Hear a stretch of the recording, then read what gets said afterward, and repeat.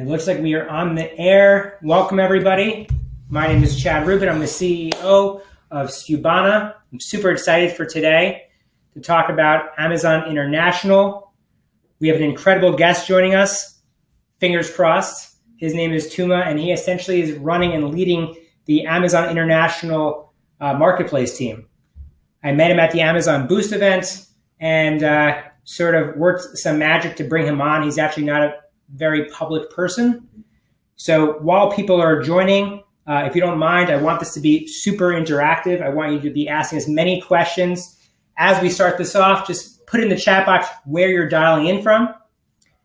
I speak to you live today from New Jersey. Shout out to all the people from New Jersey on this call. It sounds like I've got Tuma on my phone. Tuma, is that you? Hi, everyone. Sorry all right. for the delay. No, it's all good. Right now we are, I want to put you near the microphone. So people are still filing in. Let's give it a couple of minutes. Tuma, where are you dialing in from? I am calling in from Seattle. Awesome. How's it? As expected, it's cloudy today. Are you in the 9-month cloudy period yet or not yet? I think we are at the beginning of it, yes. Got it. Yeah, I'll be in Seattle. It's been a phenomenal summer, though. I'll be speaking in Seattle September 16th or 17th. Oh, great. Which event are you joining? I'm joining this CRC forum. It's really like it's an investment bank, and they're bringing like very, very large brands to hear about that are primarily 1P, and I'm bringing the 3P perspective. Great. So right now we've got 433 people, and people are still filing in here. Let's give it a few more moments. I have prepared questions. I think we're going to spitball and go off the cuff. All right. We'll squeeze in a little spitball action, a little freestyle action. We'll go, with some of the questions we've got prepared. Let's give it like 2 more minutes if that works. No problem. So were you not able to join the webinar, or what happened? No, I'm actually having Wi-Fi difficulty at home here. So you've got me on phone now. But yeah, I'm troubleshooting my Wi-Fi as we speak. Got it. Turn it this way? No, so the speaker's towards the mic. This way? Yeah. Awesome. I just have to figure out the way to hold the phone up to the microphone. I'm doing this. It's like unconventional. This is the most unconventional webinar we've ever had. All right. So how do I see the chat box? Oh, here we go. We got Philly, Jeff. A little technical difficulties on Tuma's side. Cincinnati, Wisconsin, Austin, again, my favorite place. Carla Karstens from New York City. Stephen from New York City. Well, awesome. We are having an event in New York. We'll put it in the chat box. We're having a hands-on tactical workshop for sellers called Accelerate. Get excited because there's not going to be any vendors there. It's all going to be people who have been there, done that, hands-on practitioners. They're going to be teaching you how to scale your Amazon business, but also how to scale off Amazon. And everyone's going to be dropping gold nuggets. I'm all about nuggets, and I'm hoping that everyone today who's on this call is going to be capturing some serious gold nuggets. We are extremely excited that you're joining us for 1 hour today out of your day. You could choose to be anywhere else in the world. You can be in Disney World. You are joining us today on this webinar, and so we're going to drop some value. People are still filing in. The numbers are going up. That's what I like to see, up and to the right. So while everyone's filing on, I can't see anything on my screen yet. There's nothing going to be shared on the screen, guys. This is going to be a straight up, like, audio-driven webinar. We have nothing prepared. We're going to be spitballing it, and we're going to try to extract the fruit from Tuma, what he's experiencing, what he's seeing on the front lines, and how we can help improve your business. So please submit questions as we go. I want this to be extremely interactive. You need a phone holder attached to your tripod. Well, yes, that is correct. I do need a phone holder.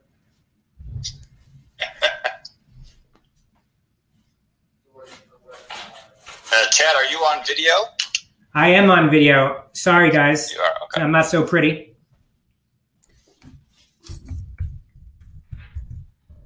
All right.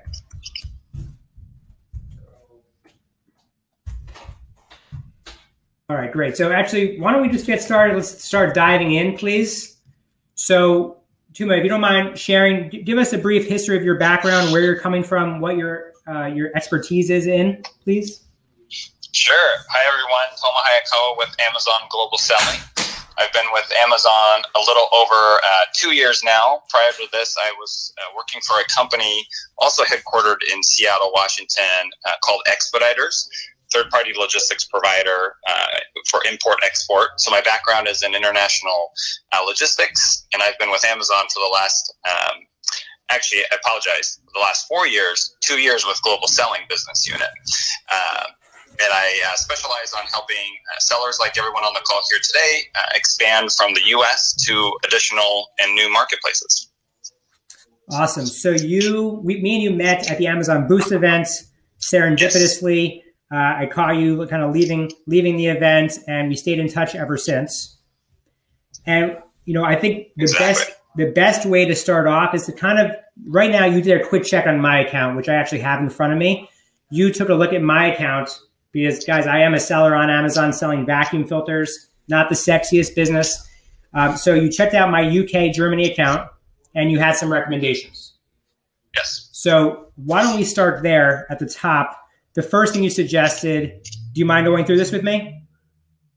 Yeah, I'm just pulling up the email that I had sent you a while back now as well. Yeah. So we're looking at the same thing. But, yes, let's go through it. Awesome. So the first question here is, or not question, but what you wrote me was enable FBA export to capture additional traffic from EU buyers. So I'm going to repeat that. Enable FBA export to capture additional traffic from EU buyers. Can you dive into that and kind of shed some light on what that is? Yeah, and actually let me take it actually one step further for everyone on the call. So FBA export is a free functionality that, in my opinion, everybody should take advantage of. It is available in all marketplaces. So if you don't have a EU account today, you only have a US account, you can still take advantage of FBA export, but it's within your FBA settings. And basically, it turns eligible products FBA exportable, meaning if somebody from another country is shopping on Amazon.com or Amazon.co.uk, eligible FBA products can be shipped to their country. So we're actually working very hard right now to light up more and more products. So you can take advantage of it in the U.S. as well as across Europe. So Europe is a additional benefit because you can capture basically all the EU 28 country buyers today. Great. And so how do they do that? Is there any steps that we need to take? Yeah, so it's actually a two-step process. You'll log into your Seller Central account in either region, go to account settings, and go to FBA settings. And at the very bottom, there's a field called FBA export settings, and it's just a two-step enable process. Awesome. That's great. So guys, you hear that? We're gonna take notes and put this as a blog post at the end, so you'll be able to see the exact transcription of this, but with the exact steps. But that gives you a head start. Can we move on to the next one, Tuma? Anything else you want to add for FBA export? No, that's it for that one. All right. So the next one here was translate the products in FBA that are not being sold in Germany. So you write here, UK 84 products, by Germany 70 products. You can start with machine translations to see traffic by using translate your products, but I always recommend investment in translations, in parentheses, free if empty. All right, so let's dive into that.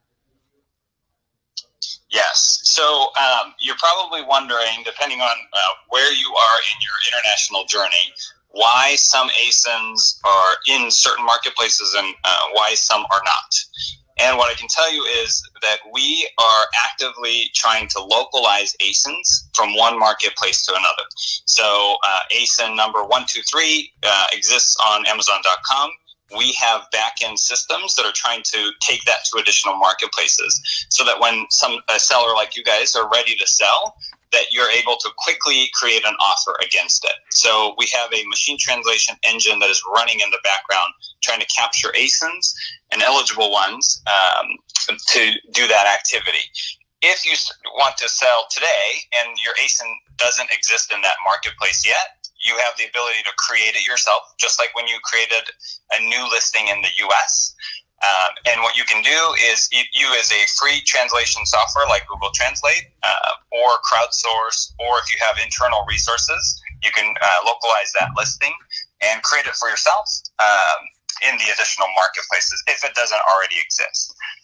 It is machine translation when we do localize it. So you may look at it, maybe have some language capability and say, I'm not sure I like that content. I always recommend, especially if you're a brand owner, to enhance the content to make sure that it portrays everything that you want it to portray, and enhance that content so that when the buyer's looking for it, they can find it and then they can make the purchase based and well informed on the product details. Now, we had some human beings take a look at our translations that were machine translated, and they were almost laughable. So so right now I'm taking my top 100 products and we're going through that translation process with a human being and optimizing our listings in Germany so that we can win, because Germany is the second biggest marketplace for Amazon. Is it not? Is it not? Absolutely. Absolutely. So right now, I don't think we're winning in Germany. Like my company, a lot of sellers that I'm seeing, they're just being outwon in Germany by natives. And I think the best way to start is to take your top products and translate them with human beings. Do you agree with that? Yes, the best content is going to be the human translated content. So I completely agree, and that's the right approach to take. I think machine translate gives you a good starting point. It also gives you kind of an idea of what might get an eyeball or what might get some traffic, and then you can decide to invest more time or money in the ones that are getting it. But starting with top selling items is definitely a good way to go. Right. And then in terms of the keywords on the back end, I don't know if you saw that Amazon recently announced that it's 200 bytes, which is 200 or 250 bytes or 250 characters. Does that still hold true in Amazon Germany? Yes. All marketplaces are the same. So 250 bytes. So 250 characters, which means that you need to pick in priority order the best keywords to choose from in German on the back end so that you can be properly indexed. Is that correct? Correct. Yep. And how would you suggest people go about picking the best keywords to focus on in the back end so they can be properly indexed? Yeah, so I think it starts with good translation on your titles, obviously. So the human translation that you invest in is a good starting point because that will get indexed. And then in terms of keywords, again, if you have resources to do this internally or you have contracted out a third party, have them help you with some basic search of the product, and anything that shows up in the search box as recommended search terms, those would be a good one. Those would be good ones to start with. In the drop down of the A9 where it gives you suggestions? Correct. Yep. Got it. So that's a great starting point. We've got 4 more things that you went through my account with, and then we're going to open it up to more questions. Sure. So any reason why you haven't enabled at least the FBA products in Italy and Spain to test demand? So I guess you're just referring to the fact that we didn't enable Italy and Spain, and actually we did start that. We opened that up. Isn't that right, Andrew? Tim, are you with me? Yes. Oh, okay. Yep, I'm here. Okay.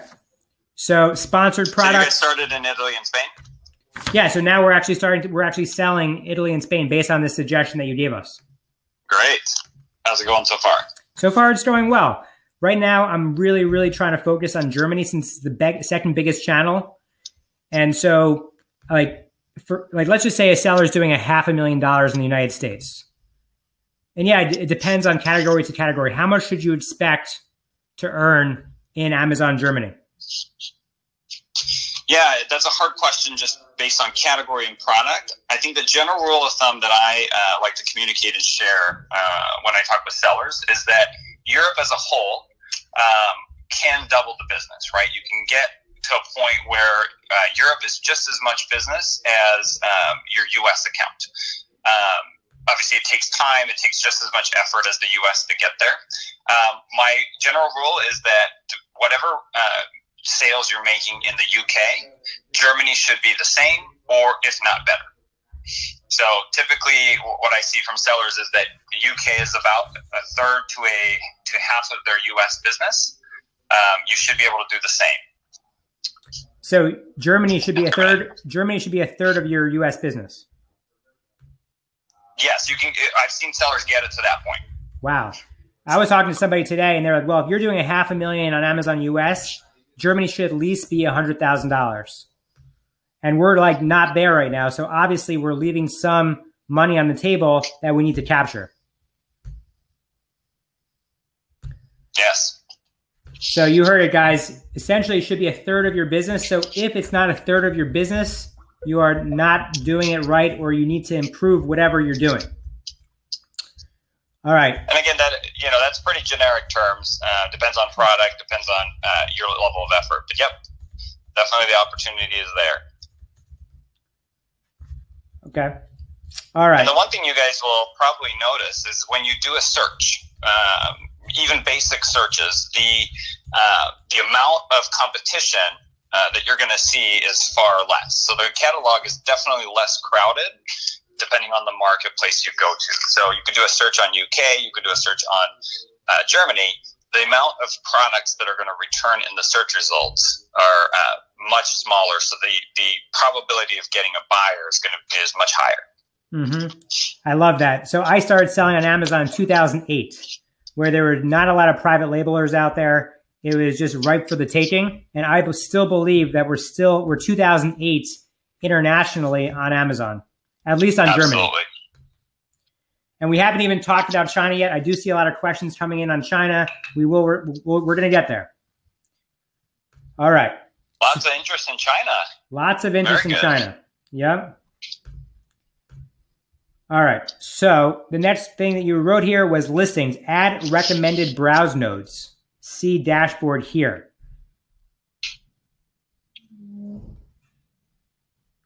Do you mind? Yeah. Do you mind diving into that, please? Yeah. So I think many of you know, and there's a lot of forum posts out there where people always start with search. You know, the behavior that we see from buyers is that they go to the search bar, they type in whatever they're looking for. They're probably going to then filter the search results by Prime so that they can get the fast delivery. So that's typical behavior. But think of like a department store when you're going down an aisle, or you don't know what exactly you're looking for and you're just trying to browse. It's always good to have your browse nodes selected so that when you have shoppers that are going, okay, I'm looking for electronics. Within electronics, I'm looking for cell phone accessories. Then you're capturing that buyer behavior as well. So people that are kind of doing traditional type of browsing, almost like a shopping catalog or a aisle in a store, you'll want to do your browse nodes so you can capture that type of audience as well. So how do we enable that? How do people that are listening right now add the recommended browse nodes? Yeah, so the dashboard will help kind of highlight to you which ones you'll want to do. It's a listings enhancement dashboard that will help you identify which ones need the browse node, and then the one-by-one UI within Seller Central will walk you through it. Once you've identified browse nodes, you can do an upload file to assign all those, but I kind of recommend initially going through it one by one so you can kind of get a feel for it. Okay, great. Now, if people have additional questions, please feel free to put them in the chat box. If not, you can. Hopefully we'll be able to share some information on where to find you to ask, or maybe we just get everyone's questions at the end because there's so many questions coming in. We'll get there. Last one here before we go into the lightning round with other people's questions. We've got here, take advantage of our B2B and VAT calculation service to capture some business buyers. Yes. This is a brand new service. So if you've been selling in Europe for a while or you're new, these are two new features that we just rolled out this year. So we rolled out the B2B marketplace in UK at the beginning of this year. Germany was soft launched at the end of last year, actually. So in business, B2B has been around in the US for a couple years now. But in conjunction with that launch, we launched a service called VAT calculation service. And what this is, so if you're selling in Europe, you're probably very familiar with this. A lot of buyers will request a copy of their invoice from sellers. And the reason why they do this, depending on who they are and what they bought that item for, is that when they do a VAT return, kind of like a tax return that we always do, they can claim back certain VAT amounts that they're paying on products, depending on what the use is. So a lot of buyers will come to sellers and say, can I get my VAT invoice? Basically, it is showing, it breaks down the product price by the actual cost of the unit and then the VAT portion that was included in the product price. We actually came out with a free service that does this for you and gives the invoice to the buyers within the Your Orders page on the Amazon.com account. So this way, sellers no longer need to produce a VAT invoice because we're doing it on your behalf.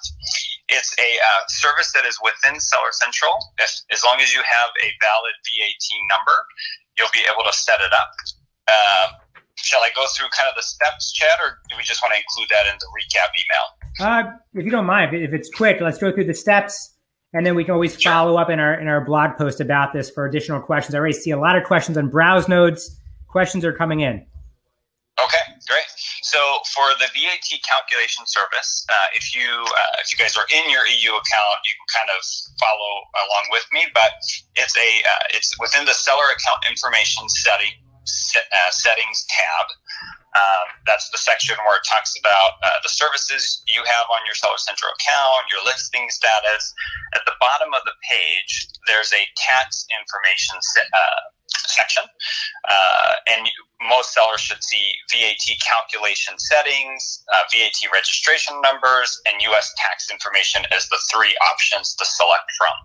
So if you do have that, you'll be able to click on VAT calculation service, and then the UI will walk you through the steps. Basically, as long as you've provided your VAT number within Seller Central, it's a three-step process in terms of setting up the calculation. It's similar to the workflow that already exists for U.S. accounts and the U.S. tax, but you'll be able to set it up. It goes through a validation to make sure the VAT number is valid, and then you'll be up and running within 3 to 4 days. Okay, great. Yeah, we're going to transcribe all of this and put it in a blog. So this is great stuff. All right, so we're getting into the light. And then what the VAT calculation service does is, so Amazon Business is a free feature that comes along with your Seller Central account. The VAT calculation service, once enabled, will actually turn you into what's called a B2B badge seller. So business buyers will be able to log into their account, do a search, find products, and then it will show listings from sellers that are VAT badged already. And then what that does is, because of the way the service calculates the VAT, it actually surfaces to buyers a VAT excluded price. So if you can imagine, there's all kinds of listings out there for B2B buyers. They don't want to pay the VAT because they're passing that through because of the VAT process. So what it will do is basically, depending on the VAT calculation that it does, it'll do a minus VAT pricing to the business buyer. So you may be able to convert better from the business buyers because you may start to win out the buy box because of that price. Got it. And a nugget coming from me. So for US, because again, I'm still working on my strategy internationally, so I don't claim to be amazing at it. But for the United States, you can go to Seller Central, your US account, go to pricing, go to manage pricing, and put in your business price in there for B2B. So the business price I typically do is about 5% less, which shows up for B2B companies. And then I add quantity discounts so they can buy in bulk. Yep. And then the additional layer in the EU will be a VAT exclusive price. So between the three things, you should be able to capture business buyers. And if you think about the catalog space, the B2B space is even less crowded because that's a new program that's still ramping up. Awesome. Great. All right. So we're getting into the lightning round. We're going to ask you questions. Hopefully we can just be really succinct with those answers.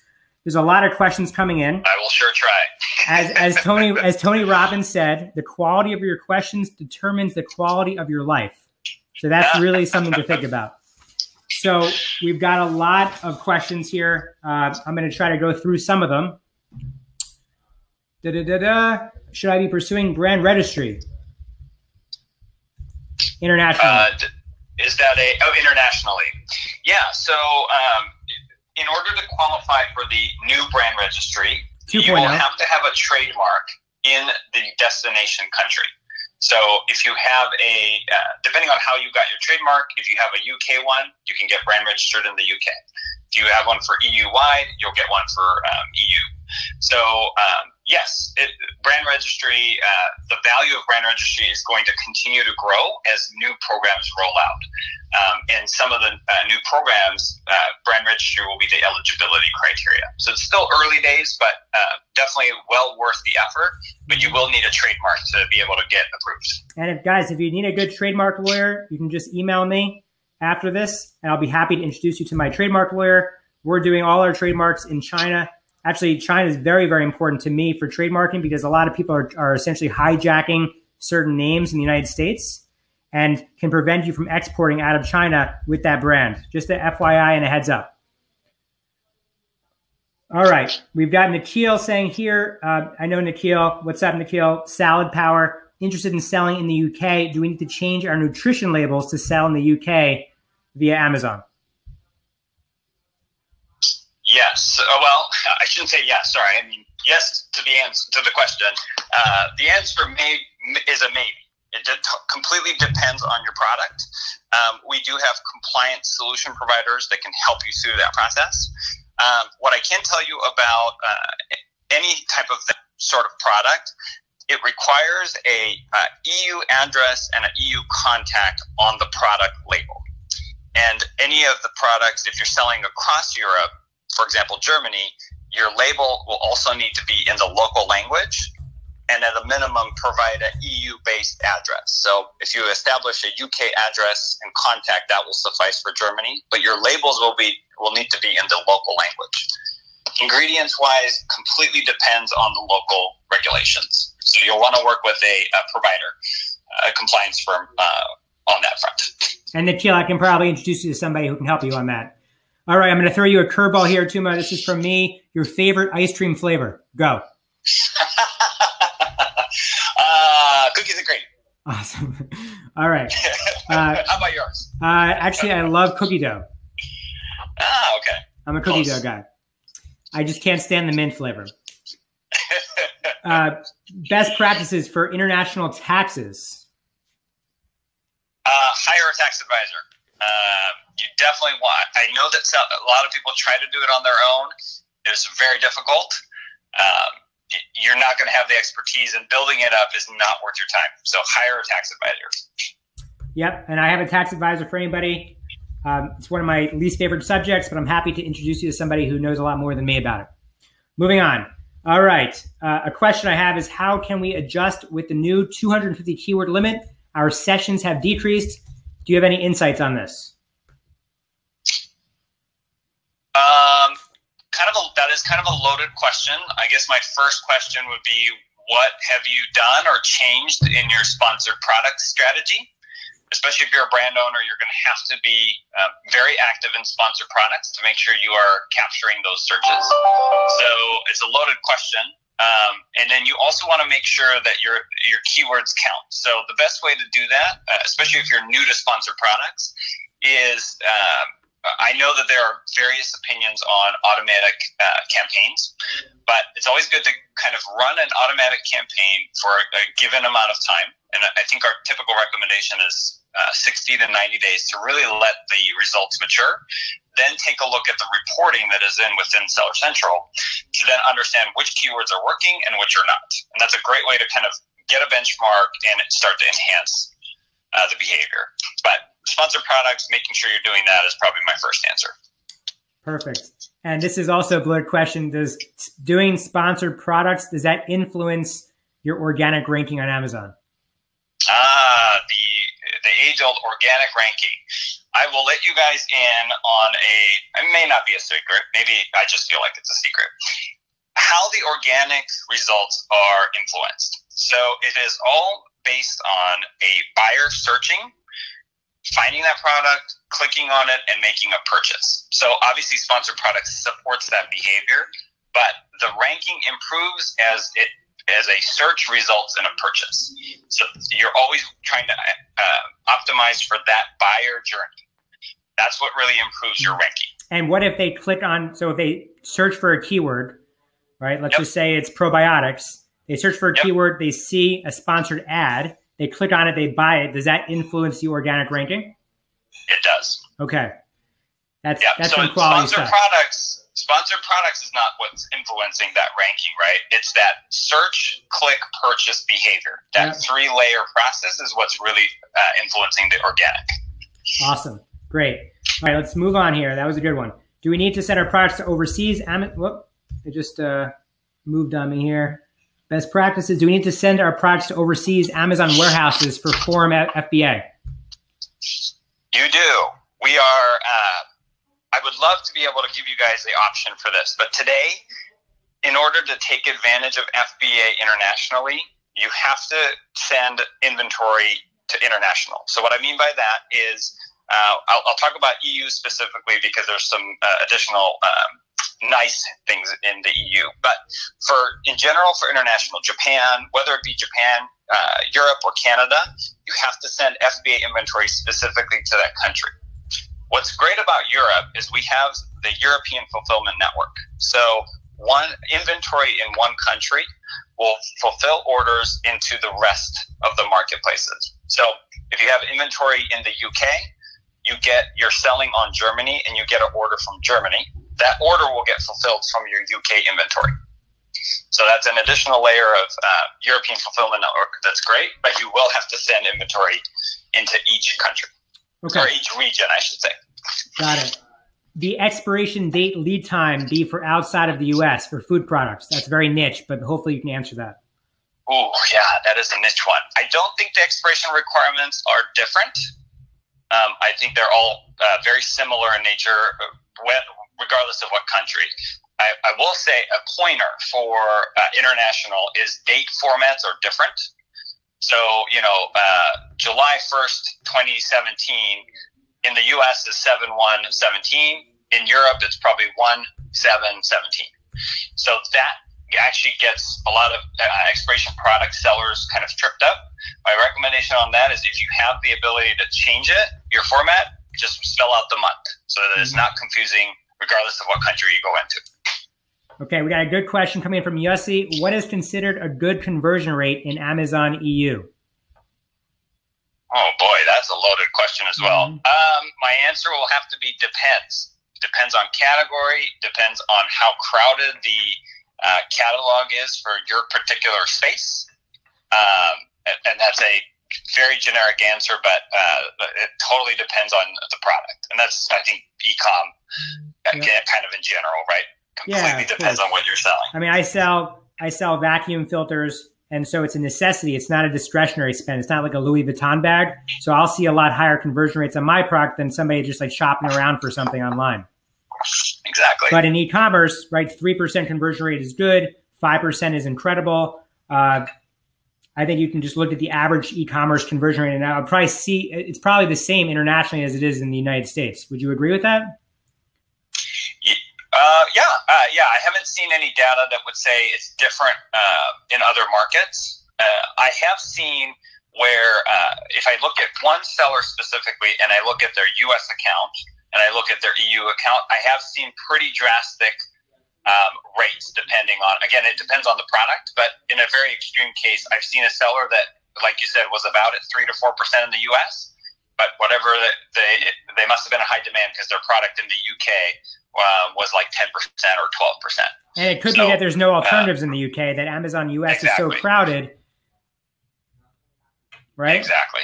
But I have seen that extreme case. But yeah, in general, the conversion rates are very similar. All right, we got a good one from Stephen Cohn. Let's talk about China. This has been a huge challenge. How do we enter the Chinese market? Yes, and you guys are catching me because I actually don't have a ton of expertise in China. I will say, I'll share with you what I do know. So the the buyer behavior in China, we are finding is very different. And what I mean by that, two things. Name brands, so well-known kind of worldwide or U.S. brands seem to be doing really, really well. And it is a very heavy deal culture, meaning they're always looking for deals, whether that is lightning deals or promotions. It's a very heavy deals kind of convert. So it's one of the highest marketplaces in terms of promotional kind of offers. Did that answer the question? Maybe not? Yeah, I think that's a good start. For those that do want to sell in China, just a little right hook here. Skubana supports Amazon China. So we support all the international marketplaces. All right, let's move on. Also relating to reverse ASIN lookups, does this method work? I'm not sure exactly what that question means. Do you get that question? Yeah, what does that mean? I don't know what that means. All right, we don't know what that means. How does the Canada market compare to UK and Germany? So Canada, so UK and Germany are far larger. So if I have to kind of rank the sites for you guys, US obviously is the dominant one. Then you've got Germany that comes in. UK and Japan kind of toggle back and forth. So those are kind of your orders. Then you go France, Italy, Spain, and Canada and Spain, maybe Italy are very similar. So that kind of gives you a picture. But if you think about how .com is the dominant one, you've got Germany, UK that kind of come in, Japan, and then the other ones are much smaller. Okay. In terms of traffic. We had a question from Stephen Cohn again. I'm not going to say the competitor's name to Amazon because Amazon has no competitors, right? I'm just joking. Did you go to Ali Mama? It rhymes with Ali Mama, Gateway 2017 in Detroit. Are you going to the upcoming event in Toronto? No and no. Okay. How do we, the seller, handle exporting from the U.S.? Oh, how do we, the seller, handle exporting from the U.S., customs, duties, fees, etc.? Does Amazon take care of this for us? Yes. So today, no. We have vetted solution providers within our network, and any of your international kind of freight forwarders can support you in this realm. Amazon, other than the FBA export that we talked about early on in the webinar, we do not support the getting inventory into international FBA at the moment. We are working on that. We may have something for you guys next year. Okay. How do you get rid of unauthorized sellers when entering a new market? Oh, this is a controlling distribution channel question, maybe? Yeah. So, let's just say you're the brand owner and you've got other people coming in. They call it hijacking the listing. Any suggestions internationally on what to do? Yeah, so I think the answer is the same for all marketplaces. You can report infringement. On every marketplace site has this. If you just type in report infringement Amazon, you can find the site. It's the same link for all countries. Where if somebody is infringing on your product, you'll be able to supply your trademark, and then it'll go through a review process, and that seller typically is taken down from that. But we don't police your distribution channels. So if they're buying product on Amazon.com and then turning around and selling it on UK, that happens. Yeah. I mean, for me, what I think I would suggest everyone on the call is to really get that trademark internationally to protect themselves. Yes. And I see a lot of Chinese sellers coming to the United States and don't have trademarks. It's quite funny. Okay, let's moving on here. Are there detailed tutorials, not the cheesy 3-minute Amazon videos, for setting up Amazon seller accounts in foreign countries? Amazon. I'm actually not sure. I don't think so. I guess I would flip the question and say, which part of the registration maybe are you guys struggling with? We do have the help pages that walk you through certain requirements. I'm going to take a guess, and that's probably related to questions around the business and seller verification process in EU. There are help guides on the right navigation as you're going through the registration pipeline if and when you do have questions. So I don't know that the video probably does not exist that are super detailed, but the help page topics are fairly detailed. Got it. This is my curveball question to spice things up a little bit. If I give you $1 million today, what would you do with it? Oh, wow. Personally? That's what I'm assuming. Personally?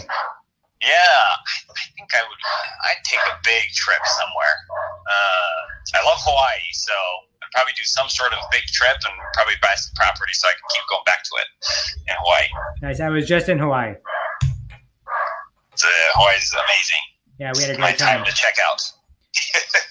All right, back to the grind. Are mobile sales back to the grind. Are mobile sales as popular, less popular in Europe than in the U.S.? So I think, as you guys are, I'm sure, fully aware, mobile sales are on the rise everywhere, right? Just as much as U.S. is starting to see a lot more mobile sales, same dynamic in Europe as well as Japan. Got it. Someone asked about a 3PL internationally. Please feel free to email me. I can recommend you a 3PL internationally. Let's move on. Here's a good question. How will the Brexit influence that distribution out of the UK? Yeah, it's to be determined. The government is still working through those details, especially from a trade component, which is moving inventory back and forth. As I mentioned earlier, we can fulfill orders into Europe or into the other European marketplaces from the UK. And as far as we know right now, we can continue to still do that without any repercussions. So the trade details of Brexit are still being worked out. We do not know how it will affect us, but rest assured we will try to figure it out so it's as seamless as possible. And I had somebody in here in the chat said they have a 30% conversion rate. Good for you, Yossi. Oh, great. All right. Is there a company? Is that in the U.S.? You know what? He didn't. Or Europe? He didn't specify. He says on average. Very nice. That's amazing. Deborah, is there a company that helps sellers get their products into the UK, Germany, Canada, navigate the process, help with the customs, etc.? Absolutely. What you want to work with, so let me just talk about Europe specifically. You have VAT concerns, so that's kind of your tax route, and then you have your importing and customs, which are typically freight forwarder realms. Depending on your product, you're probably going to have a product compliance component to it that a freight forwarder may or may not be able to support. So it's going to be two parties you're going to want to work with, if not three. Some freight forwarders do have in-house VAT kind of arms that can help you through the VAT as well. But it's two different matters. It's VAT matters and customs compliance and importing into the country. Very similar for Canada. For Japan, it's a little bit less friction. Typically, the customs broker and the freight forwarder can kind of get you through the whole process. All right, we've got a hard question from Rolando, who I believe you also met at Amazon Boost. I think so, yes. I met a lot of people. So he says, what sets apart the U.S.-based sellers that excel internationally versus those that don't do well? I think it is motivation and commitment to the new marketplace. And what I mean by that is I have had a lot of conversations with sellers where they're doing really, really well in the U.S., and they expect that success to be immediate when they go to a new marketplace. And unfortunately, you have to think back to when you started on the U.S. You still need to build that same momentum. So I think the big differentiator for me, obviously, aside from the product, is just motivation and attention to your expansion efforts. Okay. All right. We got hello from Kyoto, Japan. Any referrals for a 3PL in Japan where they can prepare FBA shipments sent to Japan FBA FCs? That's super niche. Yeah, that's... I'm sure there are. So that sounds like a Japanese seller within Japan. Yep. That's a little out of my realm.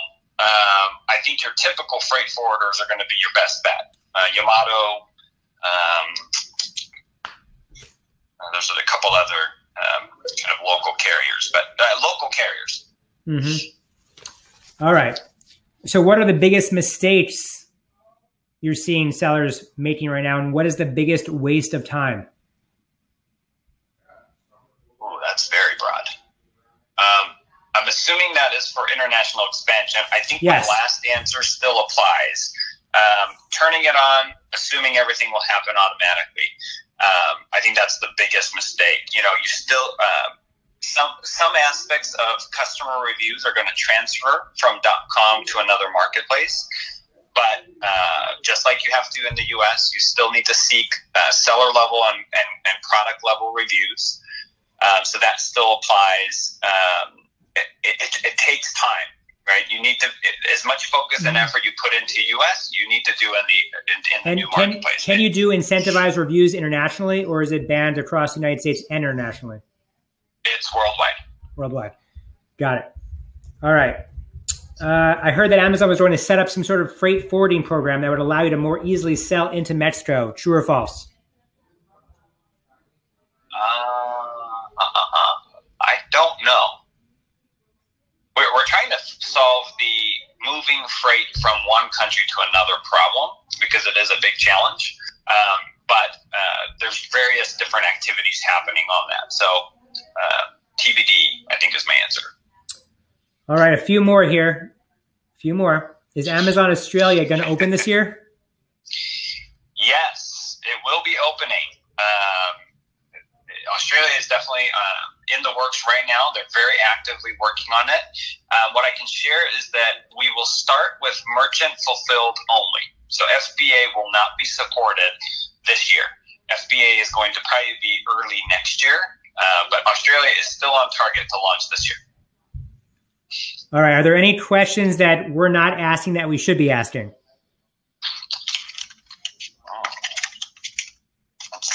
Let me look at some of my questions that we had talked through, Chan, just to see if we covered them all. Oh, yeah. So I think one of the questions that we had possibly prepped for was, can I sell in one marketplace, especially when it comes to EU? Should I sell in one? Should I sell in all five? What should I do? My answer for that would be, you really want to test demand in all marketplaces. So I would really think of it as Europe-wide. There are 5 distinct marketplaces. So I would always think about selling across Europe, but you can start anywhere and you can sell into whichever one you choose.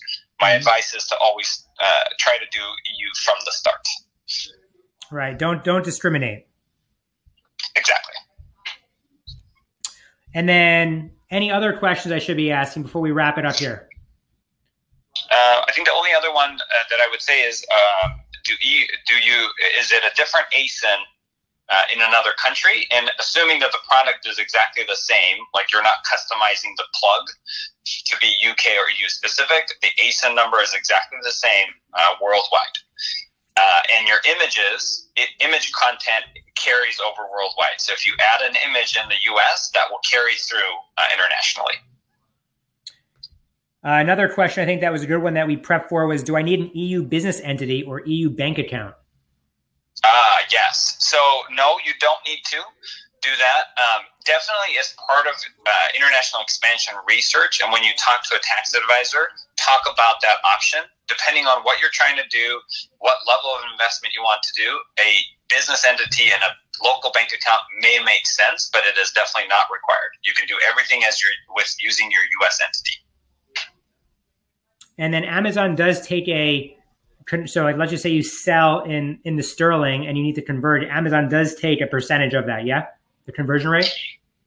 Yeah, if you're using the Amazon converter, then yes. Got it. Okay. So, I mean, I can just publicly share what I do is I'm using World First. I'm happy to introduce you to them. And I believe they take half of that percent, and they give you a bank account internationally if you're looking to have that. So please feel free to reach out to me. And I think that's a wrap. I mean, we've got some questions coming in from what is the next country footprint for Asia, a lot of questions on Australia. These are very long tail questions. I just want to make sure we're asking the right questions that benefit the entire group. Anything else that you want to share with us today? I get two common questions I get. What's happening in Brazil and what's happening in India? Those are two other questions that I do get. I don't know if they're on the forum there, Chad. India is still very difficult for out-of-country sellers to get into, but we are working on that. There's a lot of kind of country-level regulation that's still being worked out. So India, for U.S. sellers, very difficult to get into. You basically need to pursue a joint venture type setup.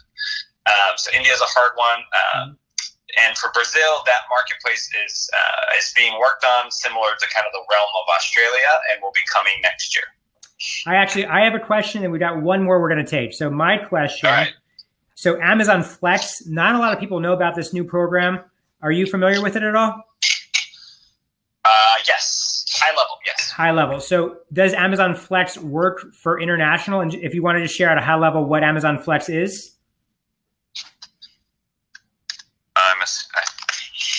Now that you say that, I'm like, oh, Flex is, I think, which one? So I'm pretty sure Flex is essentially be using... your driver. I think, isn't Flex... I thought, I could be mistaken, I thought Flex was essentially freight forwarding directly from your manufacturer directly to the FC, the Amazon facility for FBA prep. No, so Amazon, well, and this is where big Amazon runs into the problem. Amazon Flex, if you guys actually do a Google search, will show you it's a program where you can become a driver for Amazon, kind of using your own vehicle. Oh, really? Okay. Yeah. So, but we may be calling another project Flex as well, which is why I hesitated. So, Amazon Flex officially is that program where you can become a delivery driver. Got it. And that is being in the process of being scaled out worldwide. Okay, awesome. So, guys, if you want to email me any questions from this today, please feel free. Don't forget, we have a awesome workshop. If you felt that this was valuable, imagine one whole day filled in a room with very large sellers revealing all their secrets. Check out accelerate.skubana.com. If you stay till the end right now, I'm sharing with you a coupon code.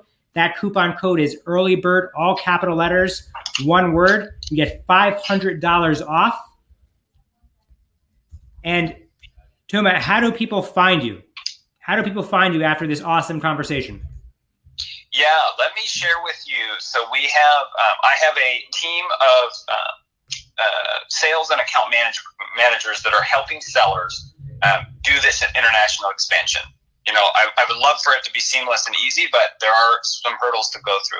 I have a team. Let me share ways to contact the team with you, Chad, and then if you can share that out with the group, we can go from there. Okay, great. So, guys, if you want to get this kind of access, please email me, and then I will forward on your information to him, and he will reach out, and his team will reach out to get the process going. So we're here to help. Happy to help you get. Yep. All right, awesome. Thank you so much for taking time out of your day. This has been amazing. Thank you, thank you, thank you.